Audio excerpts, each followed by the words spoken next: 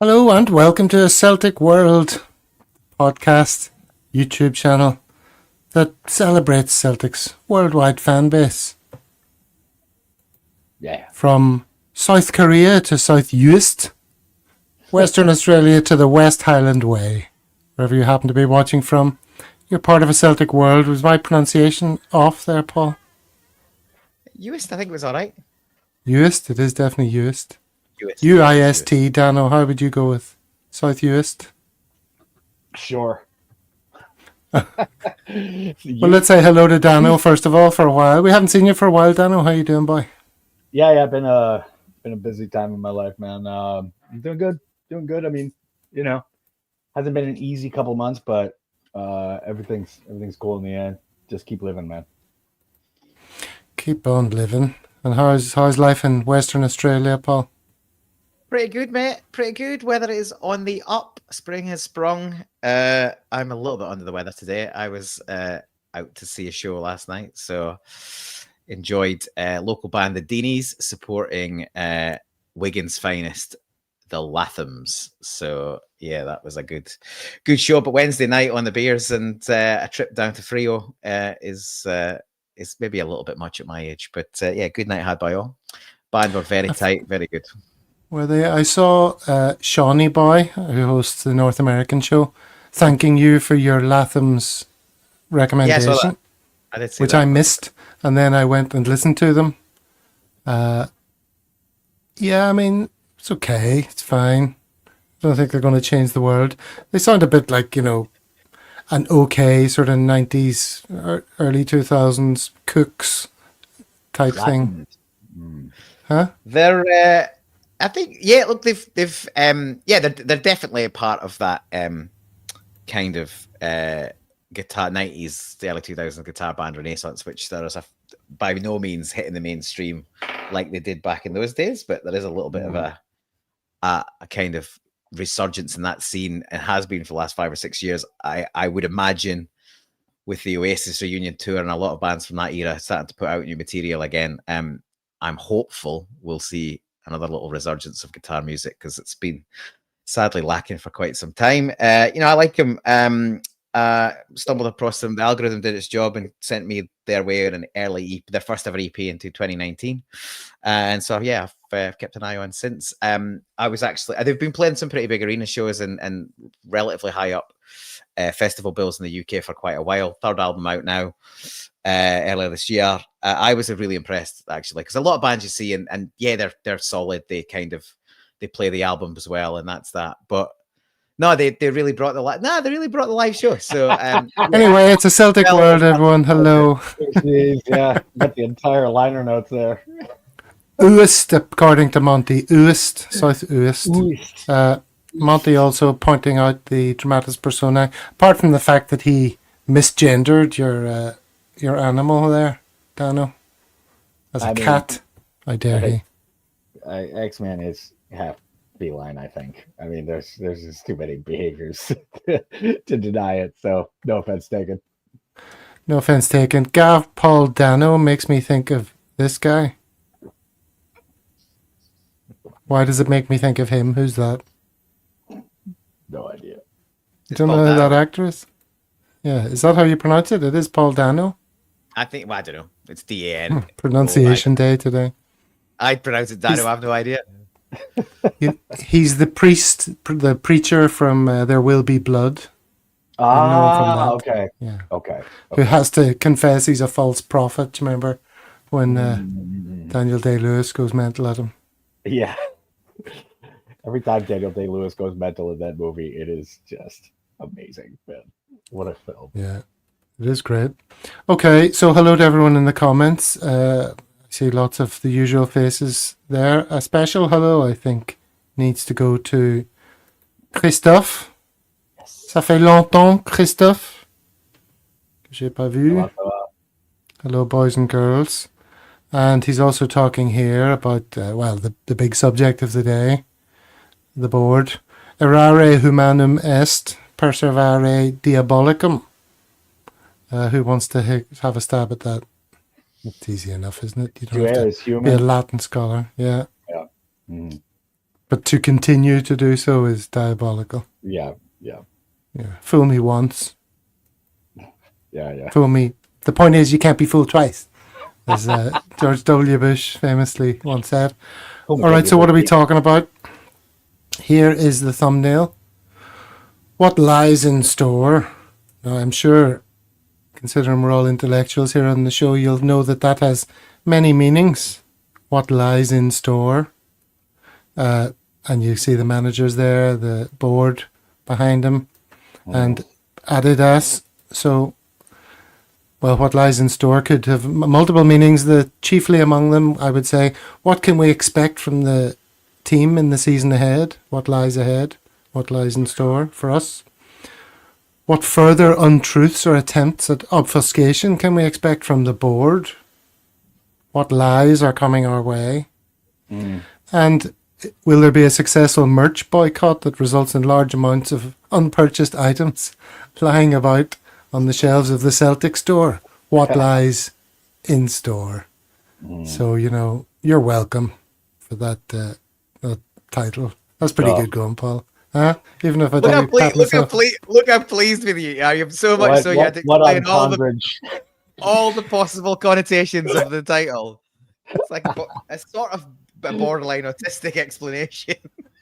Couldn't you have just let the mystery, you gotta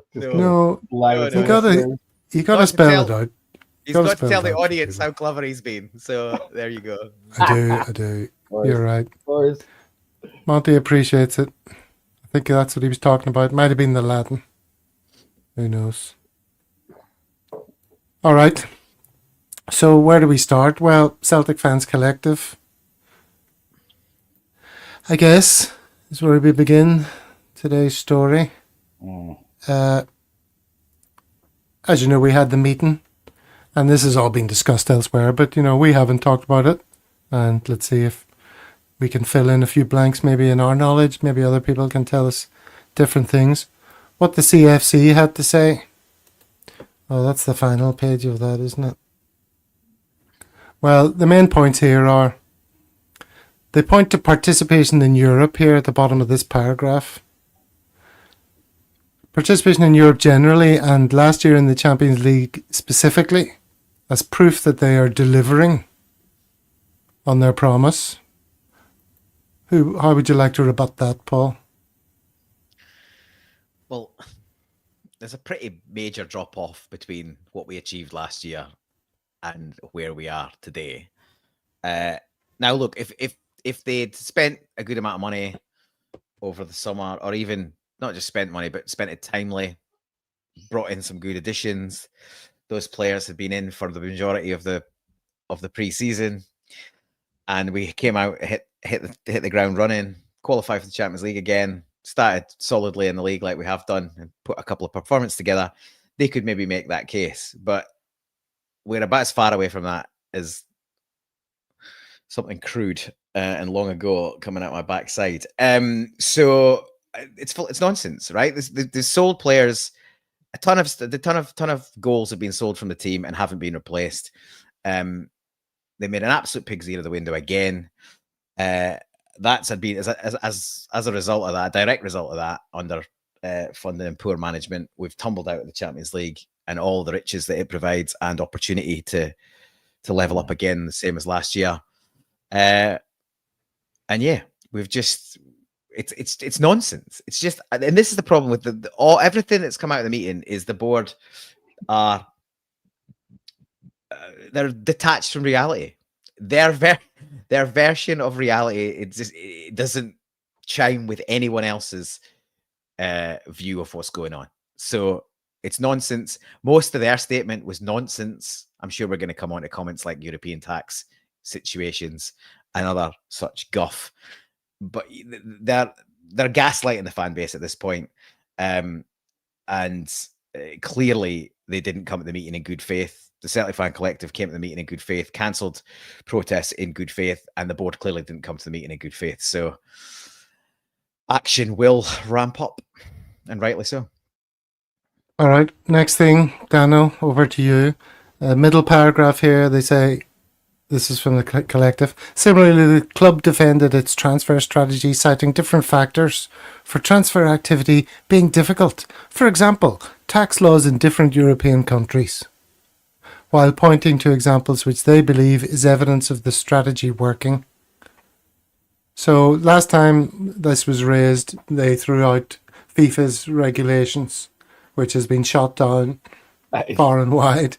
Now they're saying, oh, tax laws in European countries is a factor.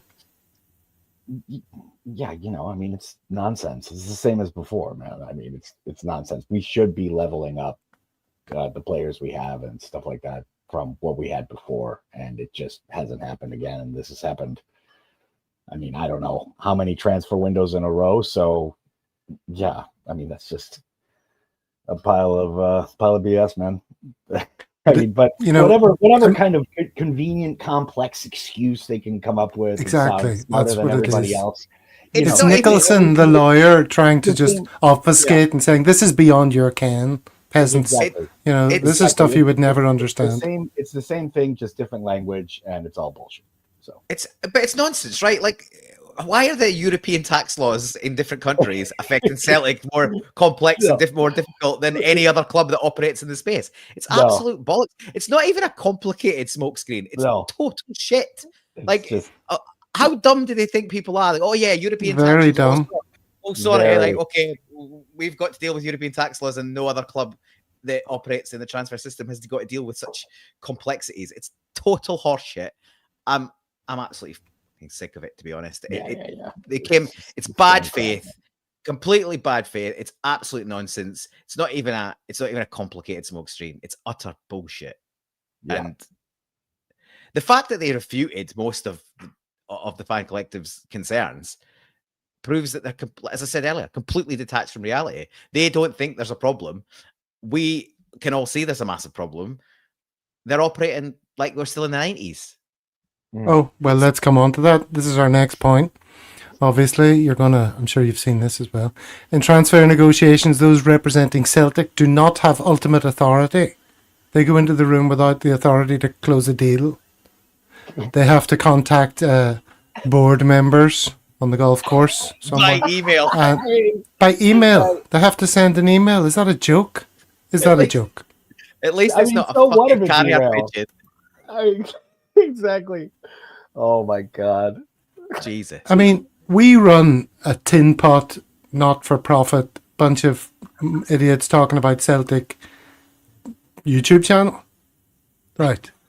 And we don't use email to communicate with each other. It's the easiest thing in the world to get decisions about who's going to be on when. And, I mean, what's going on there? And they were forced to reveal that. And that just shows you that when pressed, when you get a peek behind the curtain, the full horror of the real Wizard of Oz is revealed.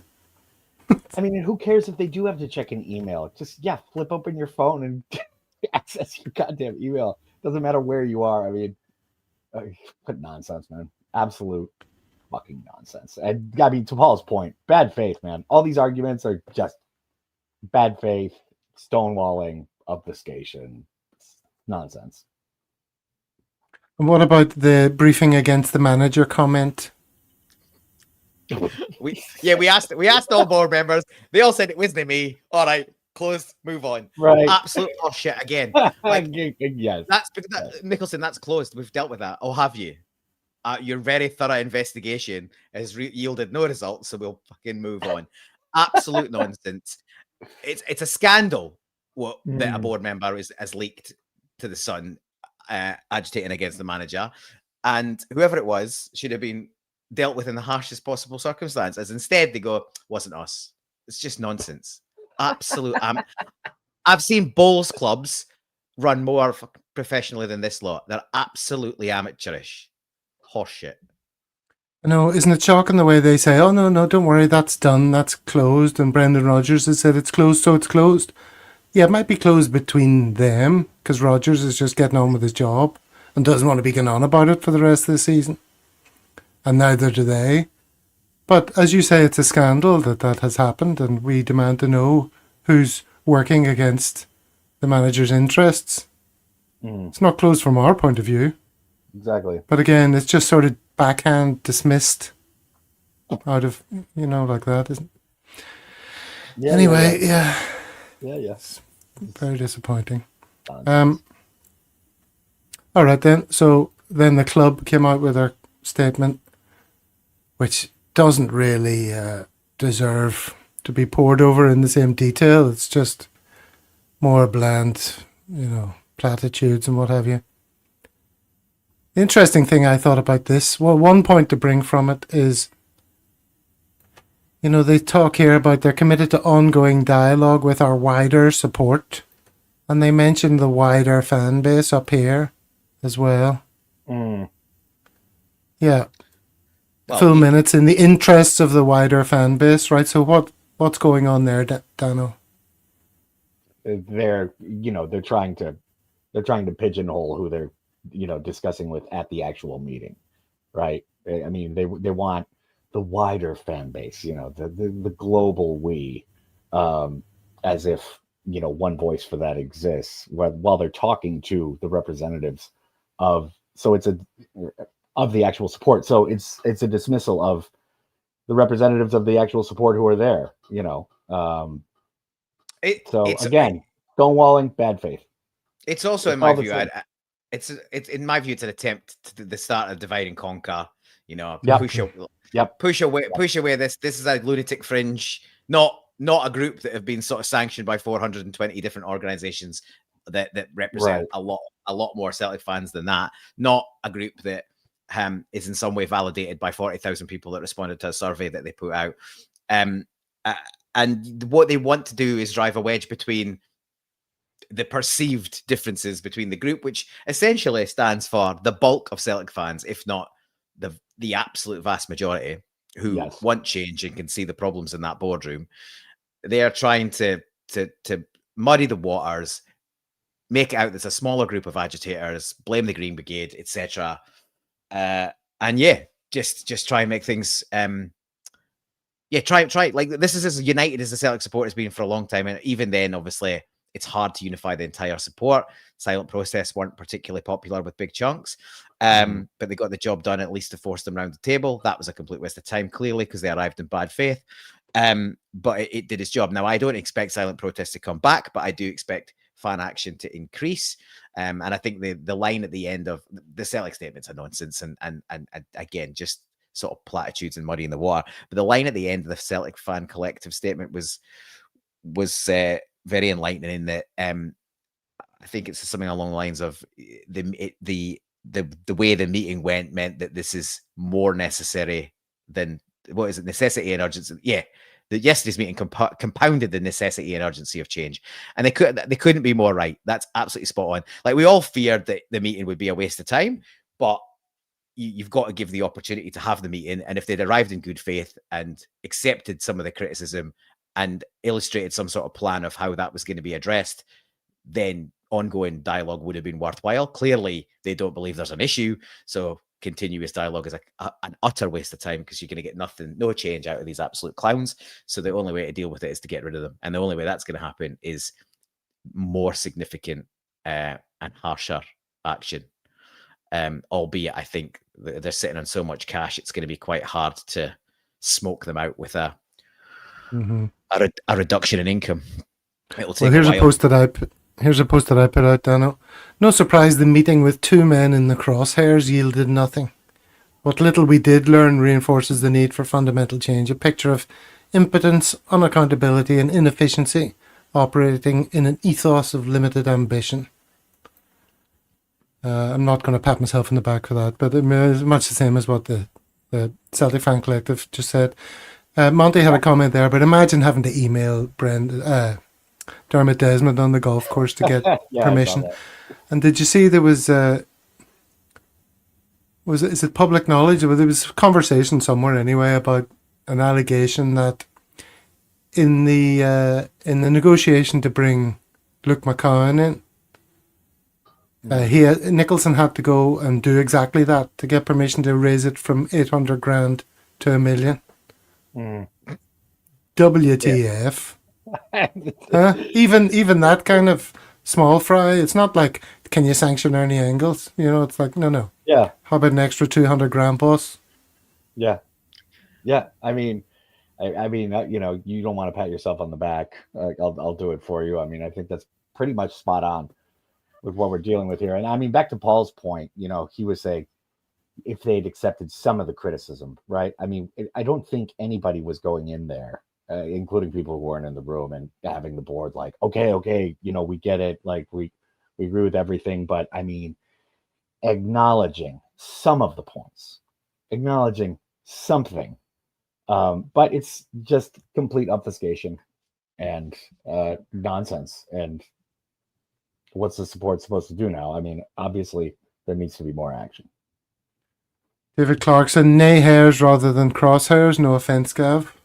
Smell the glove. I'm not sure if people are talking about chocolate bars or he says it's like it's going to be a long, drawn out process. No, they're talking about Mars and Snickers, so I think it's probably in relation to that. Yeah, no, they are. Pay attention at the back there, for goodness sake. It is still a marathon to me, but you can't get them. If you go in and ask for a marathon, they'll look at you. That's the problem. Yeah, here's another I thought quite interesting tweet I saw. Well, if people didn't know already what we're dealing with, they do now. The board are the worst kind of incompetent in that they have no idea how useless they are. That's quite a good point, isn't it? You said, I mean, we know they see nothing wrong. They don't see a problem. They've no idea how useless they are. They're obviously in a total bubble. I mean, it's pathetic. Well, there's barely been change on that board in the best part of 20 years, right? Like, yeah, exactly. It's the same. And they actually tried to point to the longevity of non-exec directors as part of the reason why things are going well. You shouldn't have non-exec directors sitting on the same board for decades at a time. You're supposed to change it up, freshen it up, give new ideas, new thought, come with different ideas to push the business forward. It's just so backward. It's just like well, it is an old school's old boys ex-old boys school network. That's all it is. They're all bloody, I guess they're all been at St. Aloysius. No offense to anyone that's an alumni of St. Aloysius, but that should be how you put your board together in 2025. Do you know what I mean? Like, it's 2025. That's how you're picking your board for a global football club. Nonsense. Absolutely. Paddy, I mentioned your video recently, but I didn't put it up. I must do it one time. Paddy has a flagpole in his back garden, proudly flying the Celtic flag, and he wants me to show it. Okay. All right, let's have a look at some more things then for fun. Starring Peter Lowell, Michael Nicholson, Christopher Mackay. Fan concerns piling up here. And what are they holding? New special jersey release, tickets on sale, brand new club shop, UEFA Europa Cup ticket package. Nice bit of satire there for you. Now, one question I wanted to ask, which sort of came up a little bit in the chat group, was, well, we kind of know what they think of Celtic fans. And I get the impression from the meeting that it was a little bit disjointed, and some people were sort of jumping in with points that weren't on the agenda, or acting in a fashion not becoming of a boardroom meeting among gentlemen.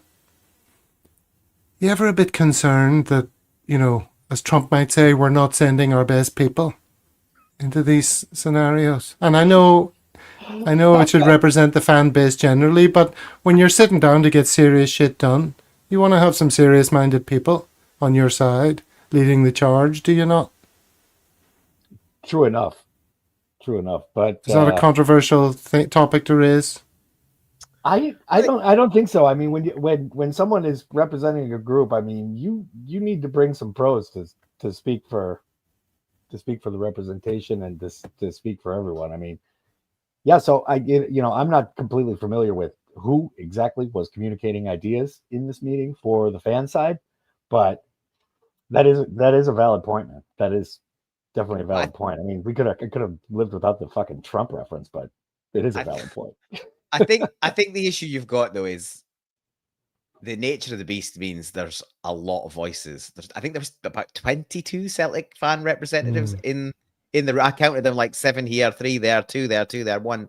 So I think it ended up at something. It was over 20. I think I counted up like doing some basic arithmetic. So that's a pretty large group, and I can't imagine that group really all sat down in person together ahead of that meeting. They might have had a separate steering group, chat group. And but I doubt they were even on a call. I'd be very surprised if they were all in the same place in a pub or whatever, gathered to like consolidate how you were going to. Maybe they were. Maybe I'm doing a disservice. But I think, if you're going to send a delegation to meet the CEO, however incompetent you think he is, you need to be taken seriously, and you need a joined up approach. You need a clear strategy. To be honest, even if they had all of that, I don't think they're achieving anything anyway. Like, clearly the board, as you say, are utterly incompetent and aren't willing to deal with it.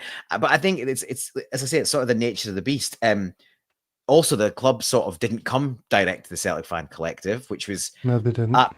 Which was absolutely a tactic to kind of muddy the waters as well. So they picked a bunch. They picked a bunch of groups. The majority, I think, nearly all of, I think only the north of Ireland Celtic fan official affiliation aren't signed up to the Celtic Fan Collective, which I think is interesting in and of itself. But they were invited, so that then you've got a sort of potentially rogue element right there, because they're not there for the same agenda necessarily as everyone else in the room. Albeit that I don't believe for a second that any Celtic fan group doesn't want change for the betterment of the club, but it's a little bit odd to me that they weren't undersigned to the open letter, and therefore you've potentially got sort of slightly different agendas, at least on tactics. And if you're not united in the room, then that it's another opportunity to divide and conquer again. So yeah, any little chink of opportunity for the board to paint the fan base or the fan delegation in a bad light or a poorer light, they're going to take. So yeah, it's a valid point, Gav, but I think also the nature of how the meeting was called and how the invites went out meant that the Celtic Fan Collective weren't really fully in control of how that meeting was going to go. Totally by design, no doubt. Yeah, absolutely by design. Yeah. Absolutely by design. And equally, it's a really new, like, there's a lot of criticism already. This is typical as well, right? We all want change, but as soon as we've got a group that are willing to do voluntary work, unpaid, extra time to try and change for the betterment, there's a ton of grief being slid in their direction already. Who are these people? Well, I've talked previously about them potentially being doxed online, etc. I think they should remain anonymous. So there's grief there. There's grief about, do they really represent us? Who are they to say they speak for the fan base? Blah blah blah. So there's a lot of challenges already. It's only been really going for a few weeks in the grand scheme of things. It's sort of come to life, and like any sort of grassroots movement, it's going to take time to sort of get itself organized and funding. Obviously, how do they do protests with no real funds? You're relying on, again, people to put their hand in their pocket, and the Green Brigade and like will be helping on banners and other bits and pieces, but it's all very organic. And so rather than the fan base, the wider fan base, to use the club's language, rather than them sort of slinging mud at these people that are trying to make change, let's get on the bandwagon. Let's all get on the same page, and let's look at the positives of what they're trying to do rather than pick holes in it. Yeah, but I mean, on this, sorry, Dan, I was just going to say, on the subject of our best people, and sorry for throwing the live chat into a tiz there with mentioning someone who I won't mention again, but do you think these are our best people that came up with these banners? I don't know if you saw these. Still no confidence. Time for talk is over. Time for changes now. No more meats. '*S. Oh, yeah. Give them hell. Oh dear, it's beginning to go downhill now. We'll see the last one if you haven't seen them.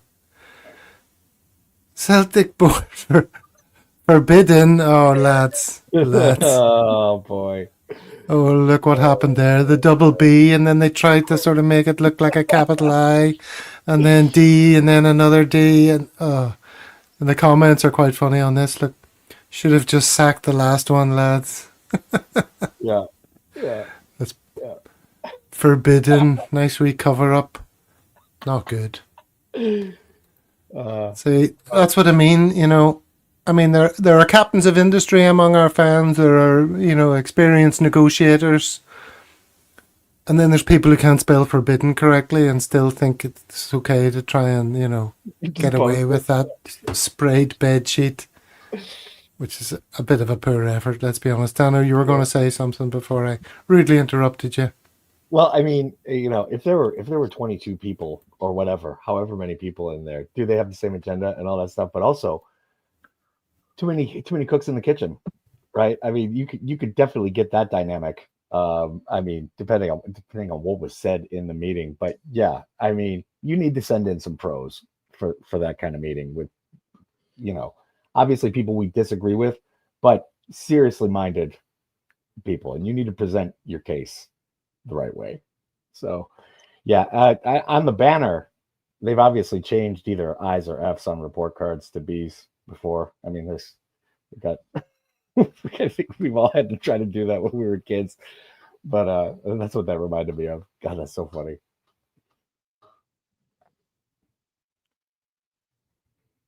Right, bedsheet after an incontinence episode, says Sligo Boy. That's what happens in Edinburgh, is it not? Yeah. Just looking at some of these comments there. At least we've moved off that other topic. Yeah, Paul, those were not impressive banners, were they? It's not going to make any change. Not the best work, no.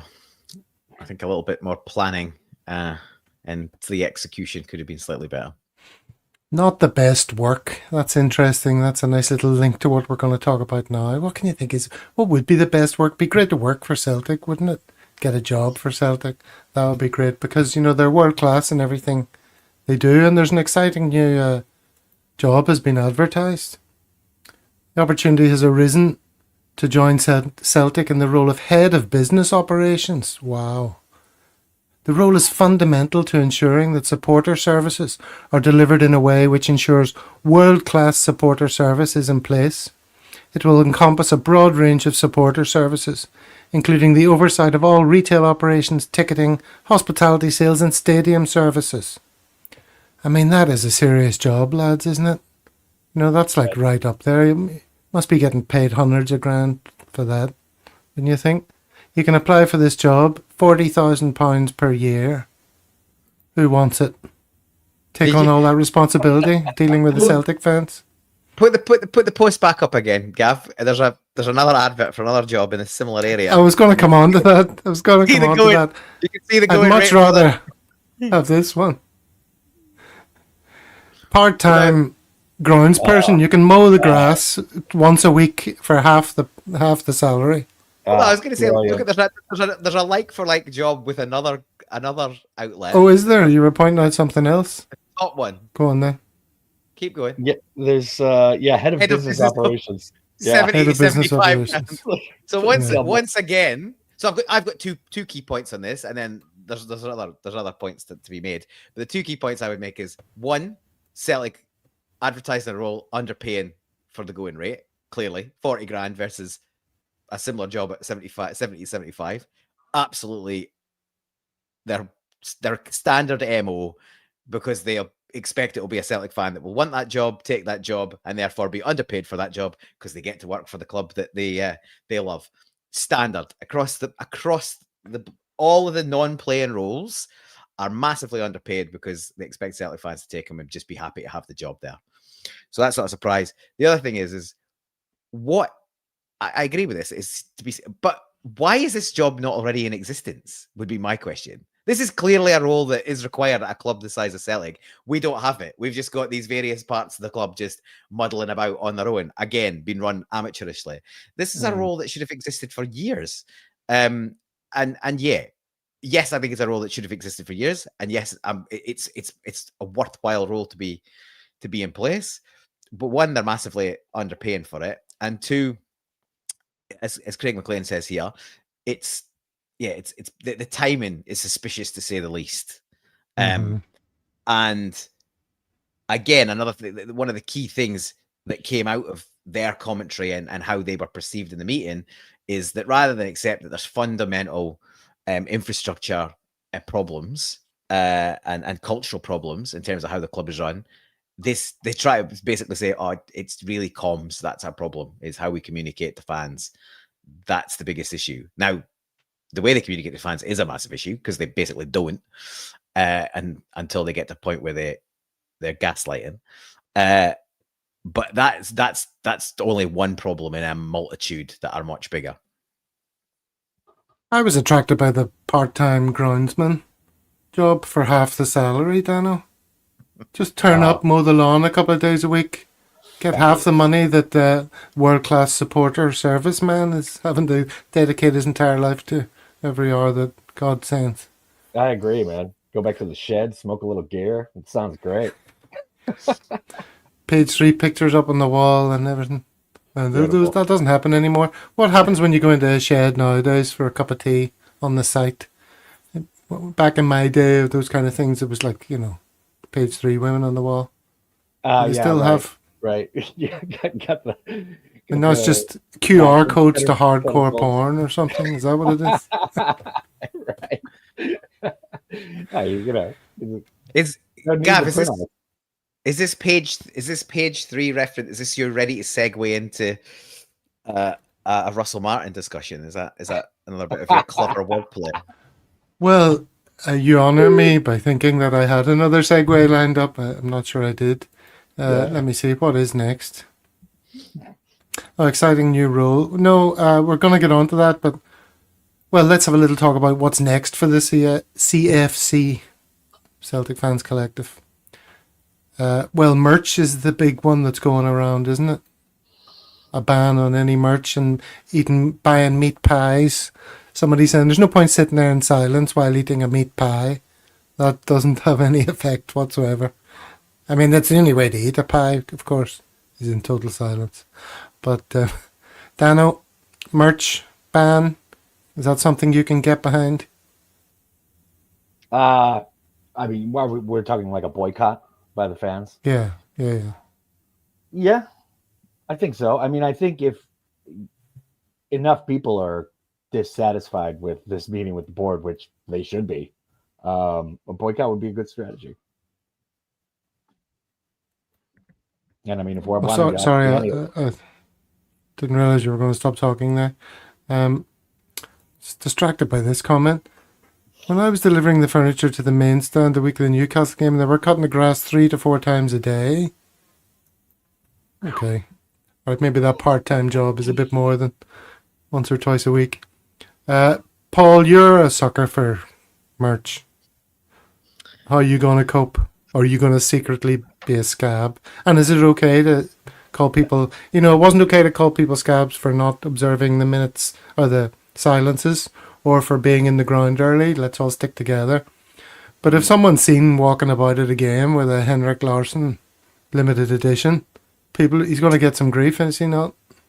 Well, same. I'm for a merch boycott. I've effectively boycotted merch since they shafted us at the end of the window. I bought the new shirt when I was in Glasgow a couple of months ago, but obviously we were still under the illusion that there were signings to come through the door in the last week or two of the window, which obviously didn't happen, and it's gone from bad to worse. So I'm broadly in agreement of it. I guess my major reservation, other than the fact that there'll be some nice Adidas drops coming in the next week, there looks like there's going to be a belter. I'm a big fan of Gary Aspin's special line anyway outside of Celtic, so the fact that they're going to do one of that is concerning. But my bigger concern than personal stuff is we're sitting on 75 million quid in the bank, so it's going to take a long time of merch boycotts to make a meaningful dent in the bank balance. So I think what it will do is it will draw attention at boardroom level that the fan base is serious. I think this board will attempt to sit that out. So I think you'll be looking at boycotting. If you decide to go down that route, merch boycotting will last a long time.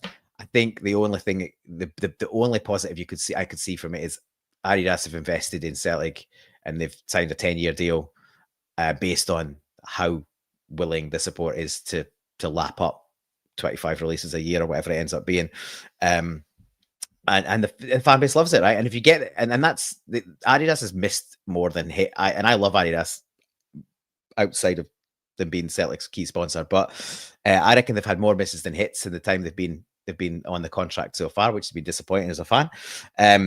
But even accounting for those misses, we've sold a shitload of product. So they will, if Adidas see the sales go down, they will probably be having a word here and there. So yeah, I do think it will make an impact, but I think the board is, the contract signed. It's a 10-year deal. It's already in play.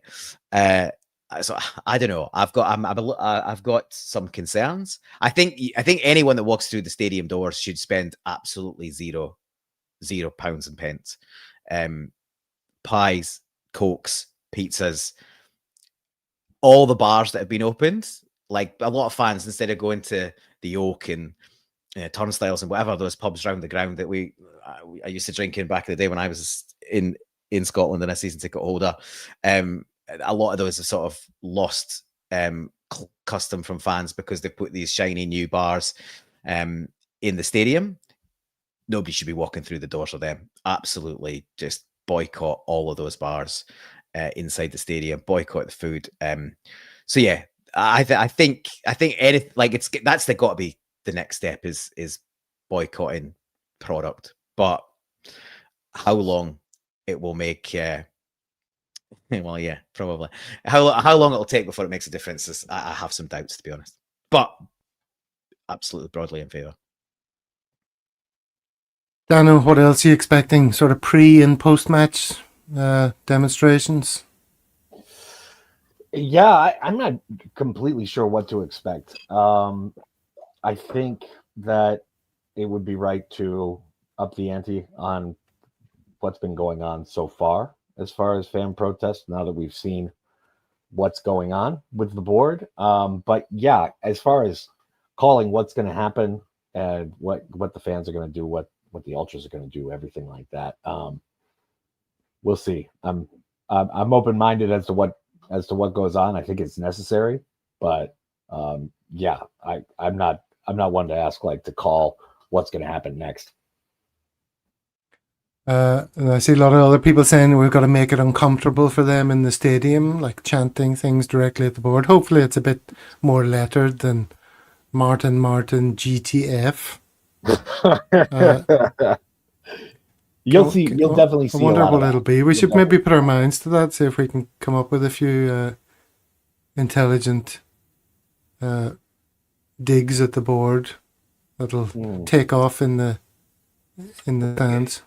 We need a song. If there was ever a time for a song, Gav, this is it. Like we need a song. Well, again, I don't want to be putting myself in some sort of higher pedestal, but it's hard to keep it simple enough for uptake on the stands. Like I always go back to O. Like I did 2 songs for O that were very. I mean, not that I ever expect any of my songs to do anything, but what the people in the stands went with was oh, which is hardly Oscar Wilde level of lyricism, is it? Gav's going, I've got nothing to declare but my genius. I'm expecting some sort of 80s new wave attack on the board. That's what I'm hoping for, Gav. And so I throw down the mantle to you and see how you redo the lyrics. Nice idea. You can't get enough. Something, I mean, board just get the fuck. No. There you go. You nailed it. Exactly. Maestro says Depeche Mode Enjoy the Silence. That's already been taken, if you recall, by the tune Wee James E. Forrest. That was to the tune of Depeche Mode's Enjoy the Silence. But nice suggestion. Yeah, well, it'll be interesting to see what they come up with next. I'm looking forward to that. Got a lot of time to plan during the international break, so yeah. That's right. And they're going to have to make announcements quite soon if this merch is coming out next week, somebody says there. All right, so we turn our attention back to the football for a second. Here's an article that Paul wanted us to look at, comparing Hearts and Celtic seasons so far. There's some stats, 16 goals to 11. Shots on target, almost identical. XG, slightly different. Goals conceded, 6 versus 3. Saves, 14 versus 9. Paul, do you want to talk us through where in this article you would like to focus your attention? Mainly, the stats I think are pretty interesting. The article itself goes on. It basically just details these. It breaks down these stats in more detail and sort of throws some commentary around it. But if you go back to the stats, I think there's a lot being said externally about how well Hearts are doing and how terribly we are doing. Mm-hmm. But I think what this proves is, and the article sort of goes into this in a bit more detail, is Hearts are, I think they scored 16 goals where they should have scored 11, and we've scored 11 where we probably should have scored 14. So that tells you they are overperforming on their shots, and we are underperforming on that. And the goalkeepers, and one of the points in the article is that goalkeepers are overperforming against us. So now I'm not sort of trying to get the stats out to try and say, yeah, we're playing great and we're just about unlucky. We've been poor. But I think, like a lot of things, stats can show you stuff and they can muddy the waters as well. But I think we'd all agree we haven't had consistent performance. We haven't had consistent lineup. We haven't had consistent combinations. If you look at fullbacks and wide players, there's players that have been late to the squad, barely know their teammates, aren't match fit, aren't physically fit yet. So and Hearts have come out of the gate and they're absolutely flying and they're overperforming. So the other thing is, to be honest, Hearts haven't really, who've Hearts played? They got a lucky win against Hibs at the last minute, and they've beaten the Huns at Ibrox, big deal. They've not had a particularly tough fixture list so far. So yeah, I think it's a classic example of the press pumping up one side and really not just the press, having a crack at us. Our own fan base are really down on where we are. But if take a step back, the actual on-pitch performance, it's not. I don't think it's as bad as sort of has been made to be the case. And I don't automatically think we're going to hugely pick up, but I think we will start to see steady improvement. We've got players to come back. David's not wrong. Yeah, we scored about 30 goals by the same point last season, so that's fine. I agree, but I was more interested in comparing the comparison between us and Hearts at this point in the season, because it's absolutely no secret that we're well off where we were last year, but we've lost, as I said earlier, we've lost a bunch of goals from the team that haven't been replaced. I think what I'm saying is there's no need for panic in terms of where Hearts are and where we are at this point in the season. And I think obviously that's the chat inside the dressing room. McGregor said it more than once, is we're not concerned. Look where Aberdeen were this time last year. Good story for the league, though. It's nice for the league to have something else to talk about and the press to write about somebody else being at the top, and it's a little bit of something more interesting. Even though, Dano, you would expect it to go away over time, wouldn't you? Or are we going to continue to be so chronic that we leave the door open for a semi-decent team like Hearts to slip in? I don't think so. I think Paul is right to look at those stats and say that, we don't have, as much to worry about as you would believe with our performance. But one thing I've got to say is, man, I cannot remember being so bored by a Celtic team in a long time. They just don't score goals, man. Like, Celtic FC is supposed to score goals, and we're just not doing it, man. Like, it's supposed to be entertainment, and I have just been bored to bits watching full games this year. Like, honestly, the lack of goals is just shocking, man. Especially against teams where we should be scoring a lot of goals. And yeah, I mean, that's the main takeaway I have from so far this season. I think everything is going to average out over time, and we're going to start doing better.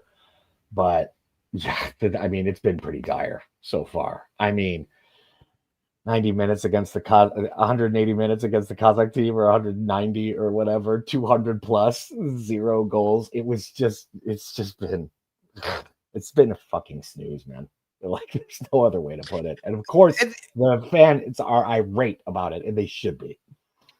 Look, I wouldn't disagree that some of the games have been, chunks of games have been poor and boring. But in every single one of those games where it's been 0-0, we've created a hatful of chances. Like, there was enough chances in both Kazakh games that we should have been well ahead. Like, we're missing a lot of chances. Like, we're either not connecting with a final ball, and the shooting's been poor. Like, look at somebody like, and I just pick him because I can think of multiple chances. He's contributed and he's been good value for his cheap fee. But somebody like Benjamin Nygren has missed a lot of chances that he should have probably converted. He missed an absolute belter before he scored his goal on the weekend. He had weak efforts in Europe as well. Think of one in Belgrade. So we're not creating as many chances as we were probably when we had the likes of Kuhn and Kyogo still around, but we're still creating enough chances to win these 0-0 games. We're just not taking them. And I think at some point soon that more of these will go in, and then some confidence will flow from there. We'll still need to add to the squad in January. I have broader concerns about that because it's almost certain that Brendan Rodgers isn't going to be around. So if he's not going to be around, why would you give him any more money when the amount of money he spent is sitting on the bench a lot of the time or in the treatment room? So I do think we probably will need to invest in January to potentially get us over the line. I think we will win the league this year, but it'll be more of a limping kind of slog than it would typically be. But yeah, I have a little bit of concern around how much investment gets done in January, but because I think we will need it. And that's been and if we're not worried about hearts, Daniel, surely you're losing some sleep there in South Korea when you see the spectre of this man in your dreams. Yeah. Come on, don't pretend you're not worried. Oh, I'm just like any other Celtic fan, I'm shaking in my boots. I mean the innovative thinking that is going on. I mean, over over at Ibrox is really fantastic. I'll tell you. Yeah, DVG coming back. Does it mean anything that Fabrizio Romano is tweeting about it, or do we not give him all as much credence as we used to? I don't think so. I think he's right probably 90-95% of the time. So I think there's going to be a fair amount of validity in it. I don't know if you caught his comments on the Rio Ferdinand podcast this week. There's some interesting comments about the loser mentality and the lack of teamwork in the English golden generation. But in amongst all of that, that's the stuff that got the main UK headlines. But in amongst that he was talking about he'd had 5 or 6 interesting opportunities come across his sort of desk since he finished up in Saudi Arabia, but it hadn't been the right time. It wasn't the right circumstances. And the other 2 comments that I thought were interesting was he said something along the lines of, I need the right people around me for the right time, for the right opportunity. So very much a kind of Eddie Howe mentality, which is why he didn't come to us, and the exact opposite of somebody like Ange Postecoglou, who's like, I don't need a team. I'll just come and get the job done, which is a weird kind of like. I think it's a bit of a poor mentality. And then the other comment I think that was of interest was he wants to be a team where he's confident that they can be successful because that suits him better. So I love the idea that certain managers aren't going to be well suited to a club that's more likely to win and be competitive. They'd much rather be somewhere where they've got no bloody chance of winning. I think I'm keeping my fingers crossed. I think it'd be a fantastic appointment for Celtic if he gets the job. He was minutes, I would say minutes, certainly days away from the sack before COVID, ended that first season. He'd lost to Hamilton. The stadium's half empty and there was, major booing. and they were on the slide at that point. If that had allowed to go in another few weeks, they'd have fallen miles behind us. They were due to play us again, I think, and a little bit down the track from there. And I'm sure we would have absolutely horsed them at that point. So I've got no fears. I think as somebody put in the comments, 1 trophy in 9. And it was a COVID season when everything, like if you look across European football that season, anomalies like that were rife everywhere. Lots of different leagues were won by teams that usually nowhere near. I think it's unimaginative, as Dano said. And yeah, not concerned. And how much more they've spent 40 million quid in the summer. How much more money are this lot? They're the richest club in Britain, Paul. Richest club in Britain. So just you should be quaking in your boots. But you talk about a lack of imagination. How about this moment of imagination, Dano? As of today, we know Brendan Rodgers is off at the end of the season, right? Would you agree with that? He's definitely off. We don't know who the next Rangers manager is. It's the 9th of October. So we don't know who the next Rangers manager is going to be, but it might be Steven Gerrard. And how long do you think it's going to be before some mouth breather tweets that Gerrard coming back chased Brendan down the road? He shat it off the return of Stevie G. I mean, we're going to see an entire rainbow of different shades of very, very brown stuff coming from them, which happens every single time they get a new manager. I mean, the guy dancing in the background when Michael Beale was appointed. I mean, it just goes on and on. I'm sure it's going to be tragicomic as per usual, but I'm here for it. I love watching it when they get someone new appointed, and especially with Stevie G, man. Yeah, they're going to be absolutely. They're going to be going crazy, man. They're going to be going crazy. So, and in a season where you, as you pointed out, the football for us has been particularly boring. Yeah. This is another bit of the sort of soap opera, I think, that provides a bit of interest, is it not? Yes, it's going to be entertaining. It's always entertaining. So, yeah, we'll see. We'll see. I'm definitely getting my popcorn.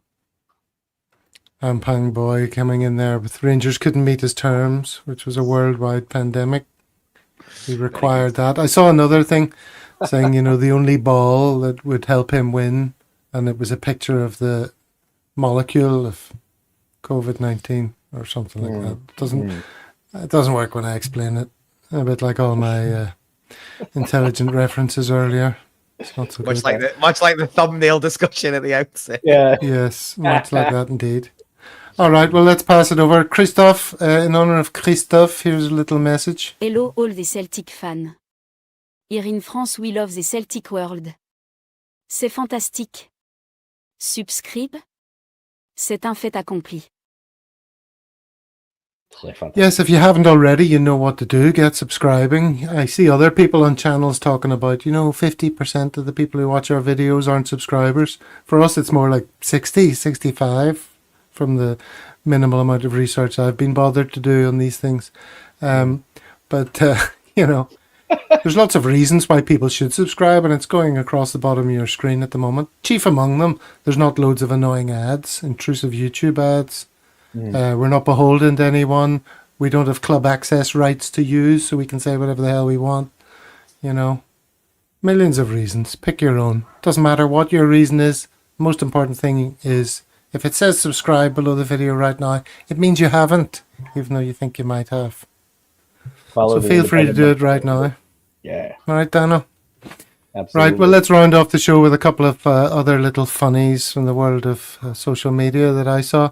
Newcastle United midfielder Joe Willock had to be rescued from York Maze after a distress call to emergency services was made around 5 p.m. He'd been lost in the UK's largest maze for approximately 6 hours. 6 hours. How long would you give it before sending out the distress signal? Insert your own joke about footballers and intelligence there. Jesus Christ. I mean, that's a pretty complex maze, as you would say, Dano. I guess. Emphasis on the second syllable. Yeah. I mean, where was he walking around the lion's nose there and up around the eye and then, oh, Jesus Christ, oh, no, around here. Oh, my days, what's going on there, my days? And he gets on the phone after 6 hours. He must have been dehydrated. I've got a question. Why is York Maze apparently got a Lion King theme? Oh, yes, it does indeed. Yeah. That's odd. That's odd, isn't it? Odd. There must be some kind of sponsorship going on. I mean, clearly, right? Because what do you see there? You see a baboon and a lion, and there's the warthog, isn't it? Yeah. When I was a young warthog. Sorry. Just, you know the characters' names even, Paul? Pumbaa, Rafiki, and one of the lions. Simba is the old, or maybe he is. Maybe he's old man. Simba's the young one, right? Yeah, but he becomes old by the end. He becomes old by the end. Oh, yeah, sure. All right, here's one for Dano then. Thought you might enjoy this. MRI of someone beatboxing. Because, you know, we're a Celtic world and we do things other Celtic channels don't. Ugh. Look at that beatboxing. Look at closing off the nasal passage here. Yeah. Look at that. Yeah, can we get that off the screen? Do you not like that? No, I don't, man. I hate stuff like that. Yeah. But it was interesting. Can you beatbox, Dano? Not really. I bet you've beatboxed in your time. Come on. Not in like a serious way, no. Okay, well, I won't ask you to give it a go because, you know, might be too many plosives on the microphone. No. Yeah, gotta watch the plosives on the broadcast, right? Looks like Russell Martin chewing broccoli. There's an anti-vegan comment. Did you see that fan, the Rangers fan, saying, "See you, Martin, you vegan bastard. We're going to come after you." Did you see that one? We're going to do you if you don't get out. And I didn't know how to post this on Facebook. Can somebody do that for me? So, you know, we can laugh at our own fans, but you've got to laugh at theirs twice as hard. Man. That was unbelievable, wasn't it, that post? The confrontations outside the stadium after every Russell Martin loss or draw, I mean, those have all been priceless, man. I mean, those guys are I think my favorite Russell Martin content was Old Firm Facts. Do you see what he was doing? He was Russell Martin's hair. Every time Russell Martin didn't, if for every week that he didn't win 2 games in a row, he added his hair on top of his hair. So just before he got sacked, it was like Marge Simpson of Russell Martin and his hair. Right. Absolutely brilliant. So yeah, Old Firm Facts were well worth a follow if you're not already. Mercilessly takes the piss out of all facets of Scottish football, as deserving as it is. So yeah, doesn't seem to be biased towards us or them. If it's worth taking the piss out of, he or she does it. So yeah, worth a look.